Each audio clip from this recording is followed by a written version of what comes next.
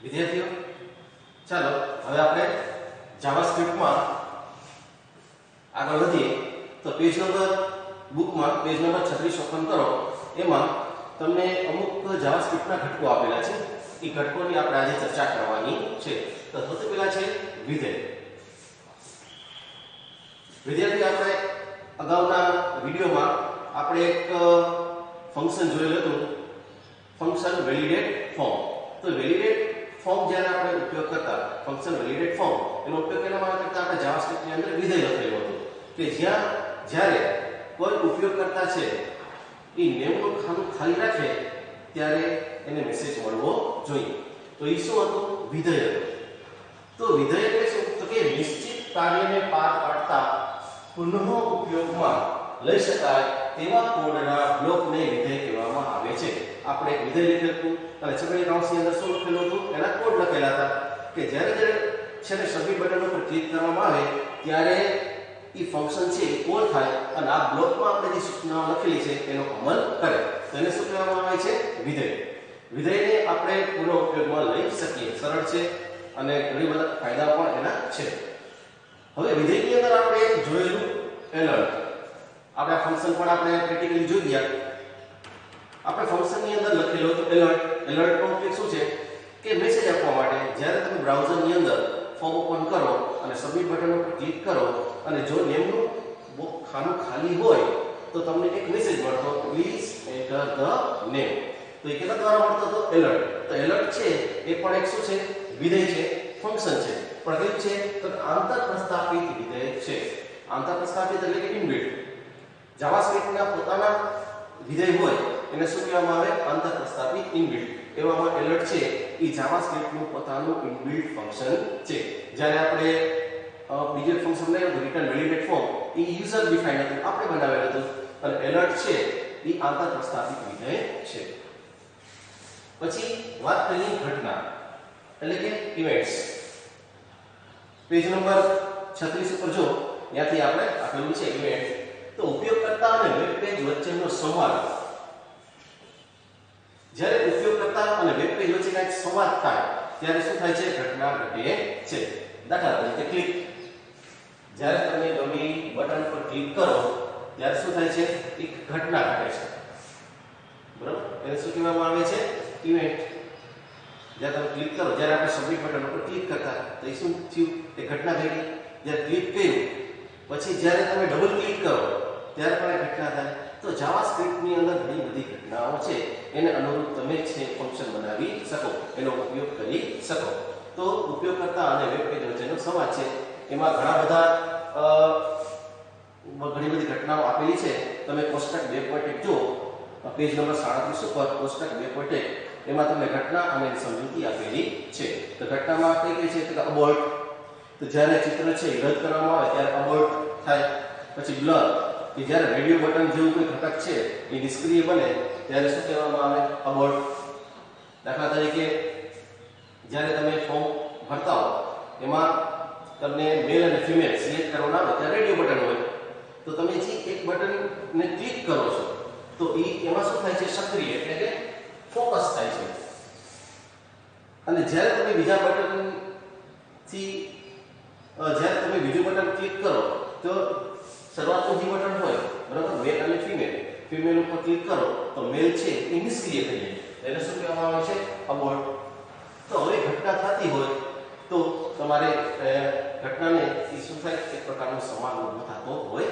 છે બીજી ઘણી બધી આપ્યું છે એની અંદર ક્લિક છે ઉપયોગકર્તા કોઈ ફોર્મ બટન પર ક્લિક કરે ત્યારે change error load mouse out mouse over આ બધા અલગ અલગ જાવાસ્ક્રિપ્ટની ઘટનાઓ છે અને વિદ્યાર્થીઓ આ મોસ્ટ ઇમ્પોર્ટન્ટ છે તો પરીક્ષામાં આ પૂછાતું હોય તો કોષ્ટક 2.1 છે એ તમે ખાસ યાદ રાખજો અને એકવાર લખી પણ લેજો શોર્ટકટમાં કોષ્ટક 2.1 છે એ આપણે લખી લેવાનું છે શોર્ટકટ તો લખી શકાય પણ જે આપણે બુક બનાવેલ છે એમાં પ્રોગ્રામ ને ઘણું બધું કરવાનું છે એમાં આપણે પ્રોગ્રામ લખવાના છે પછી જાવાના પ્રોગ્રામ લખશું જાવાસ્ક્રિપ્ટના પ્રોગ્રામ કે જે તમે નોંધ કરાવો એમાં નોંધ રાખજો હવે આગળ વધીએ તો હવે છે વેરિયેબલ એટલે કે ચલ આનો પણ આપણે ઉપયોગ થઈ ગયા વેરિયેબલ શું છે તો વિગતોનો સંગ્રહ કરતો સંગ્રાહક છે તમે ગમે કિંમત તમારે સ્ટોર કરવી હોય તો તમારે એક વેરિયેબલની જરૂર પડે. દાખલા તરીકે where x = 3, x બરાબર 3. તો x છે એ શું છે? વેરિયેબલ છે, જેમાં આપણે જેની કિંમત શું આપેલી છે? 3. એનાથી વધારે પણ લઈ શકો. y = 4, z = x + y, આવું પણ તમે લઈ શકો. તો આ શું છે? અલગ અલગ વેરિયેબલ છે. અને વેરિયેબલ જ્યારે તમે જાવામાં તમારે વેરિયેબલ બનાવવું હોય, ડિક્લેર કરવું હોય, તેના માટે where આ કીવર્ડનો તમારે ઉપયોગ કરવાનો થાય. આપણામાં જોયું where x = document.json.value.name.value. તો એના માટે આપણે શું લખતા? where લખતા. તો where નો ઉપયોગ છે એ જાવાસ્ક્રિપ્ટ ની અંદર વેરિયેબલ ડિક્લેર કરવા માટે થાય છે. અને જે વેરિયેબલ છે એ કેસ સેન્સિટિવ છે. અપર કેસ અને લોઅર કેસ છે એ અલગ અલગ લેશે. એટલે જ્યારે તમે વેરિયેબલ ડિક્લેર કરો એટલે તમારે ખાસ ધ્યાન રાખવાનું છે. ચાલો હવે જોઈએ if સ્ટેટમેન્ટ એટલે કે if વિધાન. જો પેજ નંબર 38 ઉપર આપેલું છે if સ્ટેટમેન્ટ. એ શું છે? તો એક શરતી વિધાન છે. પ્રોગ્રામનો પ્રવાહ બદલવા માટે ઉપયોગી છે. જ્યારે તમે પ્રોગ્રામ બનાવતા હો એમાં તમારે એક શરતની જરૂર પડી, તમારે પ્રોગ્રામના પ્રવાહને બદલવાની જરૂર પડી, ત્યારે તમારે if સ્ટેટમેન્ટનો ઉપયોગ કરવાનો થાય. જ્યારે આપણે નેમ નું આપણે એક ફિલ્ડ લીધું હતું, એમાં જ્યારે ખાનું ખાલી હોય ત્યારે એના માટે આપણે if સ્ટેટમેન્ટ લખેલું હતું if x = null. બરાબર? જો કન્ડિશન સાચી હોય તો શું અને ખોટું હોય તો શું? તો જો if વિધાનમાં કન્ડિશન સાચી હોય તો બ્લોક છે રદ થશે, નકર રદ થાય નહીં. તો શરતી વિધાન છે, આટલું તમારે ખાસ યાદ રાખજો. પછી એક હજી એક ફંક્શન છે is nan. જો તમને બુકમાં પણ આપેલું છે પેજ નંબર 41 ઉપર જો એમાં તમને આ ફંક્શન આપેલું છે. જેવી રીતે એલર્ટ છે એ પ્રમાણે પણ આ એક ફંક્શન છે. અને આ પણ એક કયું છે? તો કે આંતર પ્રસ્થાપિત એટલે કે ઇનબિલ્ટ ફંક્શન છે. જાવાનું પોતાનું ફંક્શન છે. આ ફંક્શન છે એનો આપણે આના પછી જે પ્રેક્ટિકલ કરશું એમાં આપણે આનો ઉપયોગ કરવાનો છે is nan નો. તો થોડુંક આના વિશે સમજી જઈએ. is nan તો નોટ એ નંબર. આનો મતલબ શું થાય? Not a number. અને ખાસ વિદ્યાર્થી યાદ રાખજો is કેપિટલ માં નહીં પણ સ્મોલ માં છે, અને આખામાં કેપિટલમાં n છે એ કેપિટલ છે. તો પરીક્ષામાં પણ આવું પૂછાઈ શકે કે નીચેનામાંથી કયું વિધાન સાચું છે. એમાં is nan આપે, અમુક કેપિટલ મૂકે, અમુક સ્મોલ મૂકે, તો એ તમારે ખાસ ધ્યાન રાખવાનું. બોર્ડમાં આવા પ્રશ્નો પણ પૂછાતા હોય છે. તો nan તો નોટ અ નંબર. જ્યારે તમે ફંક્શન ઇમ્પ્લિમેન્ટ કરો, જ્યારે ફંક્શનની અંદર હેલો એટલે કે ટેક્સ્ટ આવે તો એ શું પરત કરશે? ટ્રુ પરત કરશે. જ્યારે ફંક્શનમાં આંકડાકીય માહિતી હશે ત્યારે શું પરત કરશે? ફોલ્સ પરત કરશે. જ્યારે તમારે એવા ફંક્શન અથવા અમુક ટેક્સ્ટમાં અમુક વેરિયેબલમાં ચેક કરવાની જરૂર હોય કે ભાઈ એ ટેક્સ્ટ છે કે નંબર છે, ત્યારે તમારે આ ફંક્શનનો ઉપયોગ કરવાનો થાય. આ ખાસ ઇમ્પોર્ટન્ટ છે. બોર્ડમાં લગભગ દર વર્ષે આ પૂછાય છે. તો આ ખાસ તમારે ધ્યાન રાખવાનું છે. તો આપણે જાવાસ્ક્રિપ્ટમાં આટલી થિયરી જોઈ. હવે આના પછી આપણે પ્રેક્ટિકલ જોશું. પ્રેક્ટિકલમાં આપણે છેલ્લે જે આપણે ફોર્મ બનાવ્યું, જાવાસ્ક્રિપ્ટનો ઉપયોગ કર્યો, ઈચ ફોર્મની અંદર આપણે પિન કોડ, એક પિન કોડનું આપણે વધારાનું ફિલ્ડ ઉમેરવાનું છે. Pin code. અને આના માટે અલગ અલગ આપણે વેલિડેશન આપશું કે પિન કોડનું ખાનું છે ખાલી હું ના જોઈએ, એમાં માત્ર શું આવવું જોઈએ? આંકડાકીય માહિતી આવી જોઈએ, ટેક્સ્ટ આવવું જોઈએ નહીં, અને પિનકોડ છે 6 આંકડાથી વધારે હોવું જોઈએ નહીં. તો એના માટે હવે આપણે પ્રેક્ટિકલ જોઈએ. પ્રેક્ટિકલમાં જાવાસ્ક્રિપ્ટમાં પિનકોડનું આપણે એક ફિલ્ડ ઉમેરવાનું છે. વિદ્યાર્થીઓ, ચાલો આપણે જાવાસ્ક્રિપ્ટમાં પ્રેક્ટિકલમાં આગળ વધીએ. આજે આપણે પિનકોડનું એક ફિલ્ડ ઉમેરવાનું છે. તો પેજ નંબર 40 છે એના પર જો પેજ નંબર 40 ઓપન કરો તો પેજ નંબર 40 ઉપર જોશો તેમાં લખેલું છે કે હવે ફોર્મમાં પિનકોડ નામનું અન્ય ફિલ્ડ ઉમેરીએ. આ ફિલ્ડ પર નીચે જણાવેલ યથાર્થતા લાગુ પાડવામાં આવશે. હવે આપણે પિનકોડનું એક ફિલ્ડ ઉમેરવાનું છે. એના પહેલાં આપણે જે પ્રેક્ટિકલ જોઈ ગયા એમાં આપણે એક નેમ લીધેલું હતું, અને નેમમાં ખાલી આપણે એની વેલિડેશન ચેક કરાવતા હતા. અહીંયા જો વિદ્યાર્થીઓ, અહીંયા નેમમાં, અહીંયા નેમ. હવે બીજું ફિલ્ડ ઉમેરવાનું છે પિનકોડ. તો પિનકોડ માટે તમારે અલગ અલગ જે યથાર્થતા લાગુ પાડવાની છે એ તમને અહીંયા પેજ નંબર 40 ઉપર આપેલ છે. જો વિદ્યાર્થીઓ આપણે જોઈએ તો પિનકોડ માટે શું શું કરવાનું છે, તો કે ઉપયોગકર્તાએ ફિલ્ડ ખાલી છોડી શકે નહીં. માત્ર અંક માન્ય હશે, અક્ષર માન્ય રાખવામાં આવશે નહીં. વિદ્યાર્થીઓ જ્યારે તમે પિનકોડ ઉમેરતા હો ત્યારે એમાં માત્ર તમે અંક લખી શકો, એમાં ટેક્સ્ટ તમે લખી શકો નહીં. અને પિનકોડ કેવો હોવો જોઈએ, તો 6 અંકનો હોવો જોઈએ. 6 થી વધારે પણ ન હોવો જોઈએ અને 6 થી ઓછો પણ હોવો જોઈએ નહીં. તો એના માટે આપણે સ્ક્રિપ્ટ લખવાની છે. વિદ્યાર્થીઓ આ આપણે સ્ક્રિપ્ટ લખી લીધેલી છે. એ કેના માટેની છે આ સ્ક્રિપ્ટ? આ નેમ માટે છે. હવે નેમ માટે આપણે એક જ વેલિડેશન આપેલું હતું કે નામનું ખાનું ખાલી હોવું જોઈએ નહીં, પણ પિનકોડ માટે આપણે બીજા 3 વેલિડેશન ઉમેરવાના છે.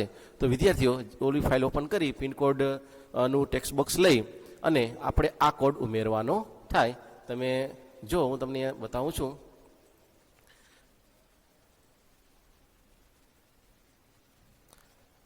આ જે કોડ છે એ પિનકોડનો છે. તો આમાં શું લખેલું છે, ઇફ વાય એટલે શું, તો પિનકોડની જે કિંમત હશે એ ઇક્વલ ટુ નલ. અને આ જે 2 લીટા આપ્યા છે એ કેના માટે છે, ઓર માટે અથવા કન્ડિશન છે. એ આગળ તમને જ્યારે આપણે જાવા શીખશું ત્યારે તમને સમજાવીશ. અલગ અલગ લોજિકલ ઓપરેટર છે, એન્ડ, ઓર અને નોટ. તો આ એક ઓપરેટર છે ઓર. એટલે આમાં જો વાય એટલે શું, તો કે વાય એટલે કે શું લેશું આપણે, પિનકોડની કિંમત. જો એ ખાલી હોય તો શું, અથવા ઇઝ એને એન આપણે ચર્ચા કરી ગયાની. જો વાયની અંદર જો ટેક્સ હોય તો શું, અને વાયની જે કિંમત છે 6 કરતાં વધારે હોય અથવા 6 કરતાં ઓછી. તો આમાંથી ગમે એક વેલિડેશન જો સાચી પડે તો તમને એલર્ટમાં આપે, please enter the pincode properly. જો ખાલી હોય તો એ તમને મેસેજ આવે, અને એમાં જો આંકડાકીય માહિતીની જગ્યાએ અક્ષર લખવામાં આવે તો પણ તમને કહેવામાં આવે પિનકોડ પ્રોપરલી. અને આ શું છે, વાય ડોન્ટ લેન્થ. જો પિનકોડની લંબાઈ 6 થી વધારે હશે, 7 કે 8 નાખી દીધેલી હોય ભૂલથી, તો પણ તમને મેસેજ આવશે, અને 6 કરતાં ઓછી હશે તો પણ તમને મેસેજ આવશે. એટલે આનો ઉપયોગ દ્વારા આપણે સમજીએ ઇફ કન્ડિશન. આમાં એક સાથે 4 કન્ડિશન આપેલી છે, અને આ જે છે ઓર છે, આમાંથી ગમે એ કન્ડિશન સાચી પડે તો તમારે આ કોડ રન થાય અને પિનકોડ પ્રોપરલી એનું પૂછવામાં આવે. તો જોઈએ કેવી રીતે એનું પ્રેક્ટિકલ થાય છે. તો એના માટે આપણે ઓપન કરશું કમ્પોઝર. કમ્પોઝરમાં આપણે અગાઉ જે ફાઇલ બનાવેલી હતી એ ફાઇલ આપણે ઓપન કરી લેશું. તો અહીંયાથી હું કરીશ ફાઇલ, ઓપન ફાઇલ, અને આપણે JS1 નામની ફાઇલ બનાવેલી છે એને ઓપન કરીએ. હવે અહીંયા ક્લિક કરી અને નેમની નીચે તમારે પિનકોડ એ ઉમેરવાનું છે.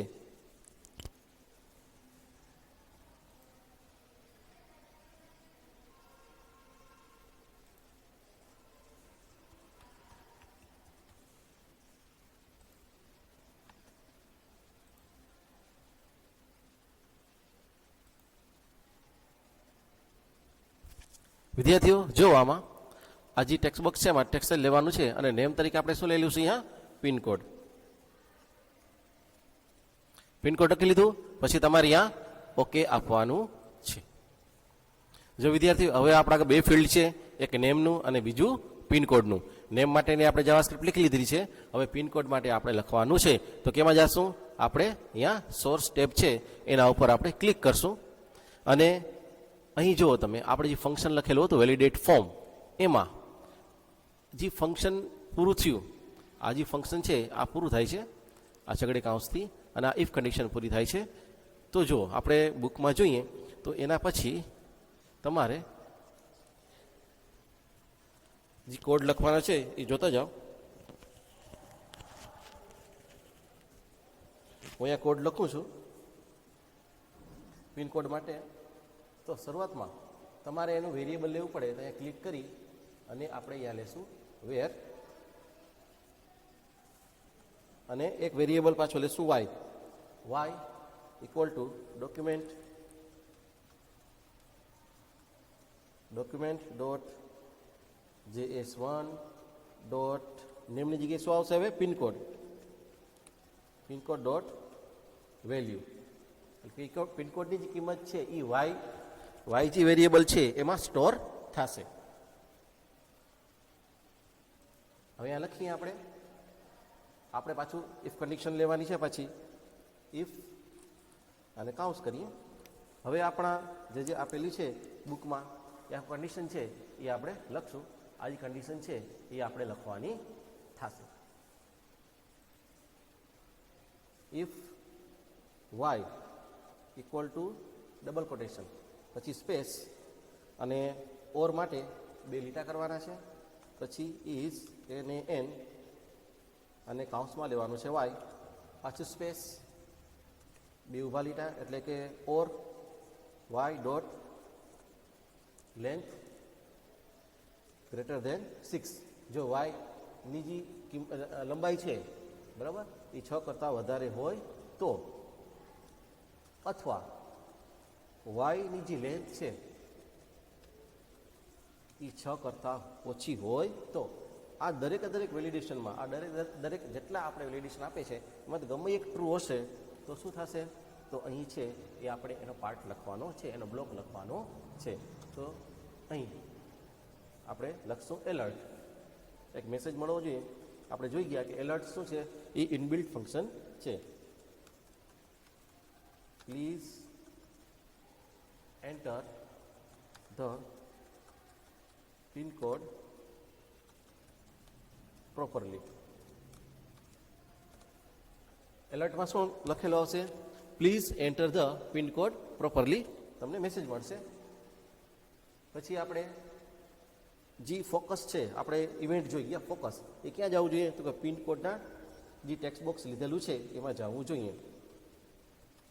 તો એના માટે કોડ લખીશ, document dot JS1 dot name જે શું આવશે, પિનકોડ ડોટ ફોકસ, અને છેલ્લે રિટર્ન ફોલ્સ. વિધેય છે કે કિંમત પરત કરતું નથી એટલે રિટર્ન ફોલ્સ.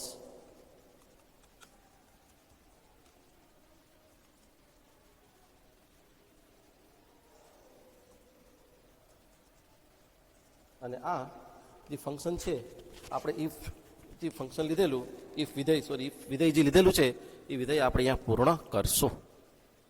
જો વિદ્યાર્થીઓ, મેં પિનકોડ માટેની અહીંયા સ્ક્રિપ્ટ લખી લીધેલી છે. હવે આને આપણે સેવ કરી અને ચેક કરશું તો ક્યાંય જો ભૂલ હશે તો તમને એરર તો નહીં આપે, પણ એ કોડ રન થશે નહીં.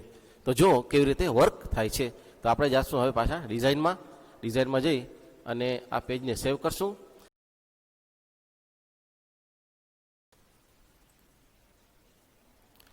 વિદ્યાર્થીઓ, આપણા પ્રોગ્રામ કમ્પ્લીટ થઈ ગયો છે. હવે આનો આઉટપુટ જોશું. આ જે આપણા કોડ છે, અને કોડમાં કાંઈ મિસ્ટેક હોય તો તમે સુધારી શકો, અને બુક પ્રમાણે જોઈ લેવાનું, અને કે મિસ્ટેક હોય તો તમારે સુધારી લેવાની થાય. હવે આનું આપણે આઉટપુટ જોઈએ. આઉટપુટ જોવામાં આપણે શું કરશું, બ્રાઉઝ ઉપર ક્લિક કરશું.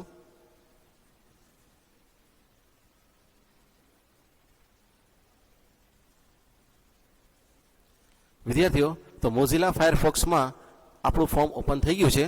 હવે આપણે ચેક કરીએ. તો અહીં હું ડાયરેક્ટ સબમિટ બટન ઉપર ક્લિક કરું છું. અહીંયા 2 ફિલ્ડ આવી ગયા છે, નેમ અને પિનકોડ. તો સૌપ્રથમ સબમિટ બટન ઉપર ક્લિક કરીશ એટલે નેમનું ખાનું ખાલી હશે એટલે મેસેજ આવશે. એટલે અહીંયા નેમ લખી નાખીશ. અહીંયા નામ મેં લખી નાખ્યું. હવે પાછું હું સબમિટ બટન ઉપર ક્લિક કરું છું તો પાછું મને શું આવશે મેસેજ, શું કામ, કે પિનકોડ છે એનું મેં ખાનું ખાલી રાખેલું છે. તો હું પિનકોડમાં કાંઈક લખીશ. હવે હું અહીંયા આંકડાની જગ્યાએ ટેક્સ્ટ લખીશ. પાછું હું સબમિટ બટન ઉપર ક્લિક કરું છું. જો પિનકોડ છે એમાં ખરેખર શું આવે, આંકડા આવે, અને મેં શું લખેલું છું, ટેક્સ્ટ. તો પાછું સબમિટ બટન ઉપર ક્લિક કરું તો પાછું મને મેસેજ આવે છે, please enter the pincode properly. હવે હું અહીં આંકડાકીય માહિતી નાખું છું, પણ લંબાઈ છે ઓછી રાખીશ. જે પિનકોડ હોય એ 6, એની લંબાઈ કેટલી હોય, 6 આંકડા હોય. હું અહીંયા 1 2 3 નાખું છું, અને જો સબમિટ બટન ઉપર ક્લિક કરીશ તો ફરીથી મેસેજ આવશે, please enter the pincode properly. ચાલો, હવે 3 છે એની જગ્યાએ હું 7 આંકડા નાખું. જો આ 6 થી વધારે છે. પાછું સબમિટ બટન ઉપર ક્લિક કરું તો પાછું મને મેસેજ આવશે, એન્ટર ધ પિનકોડ પ્રોપરલી. હવે આપણે સાચો પિનકોડ નાખીએ અને લંબાઈ 6 રાખશું તો ખંભાળિયાનો જે પિનકોડ છે એ લખું છું. ઓકે, કેટલા થઈ ગયા? ટોટલ 6. હવે સબમિટ બટન ઉપર ક્લિક કરીશ તો બધી વેલિડેશન છે એ આમાં જે છે એ આમાં એક ખોટી પડશે નહીં અને આપણું ફોર્મ છે એ સબમિટ થઈ જશે. જો સબમિટ બટન ઉપર હું ક્લિક કરું છું તો ફોર્મ અહીંયા સબમિટ થઈ ગયું. તો આ મુજબ આપણે નેમ અને પિનકોડ માટે આપણે જાવાસ્ક્રિપ્ટની વેલિડેશન લખી શકીએ. ચાલો વિદ્યાર્થીઓ, અહીં છે એ આપણો પાઠ પૂર્ણ થાય છે. આના જે વિકલ્પ છે એ પછી હું તમને ટીક કરાવી દઈશ.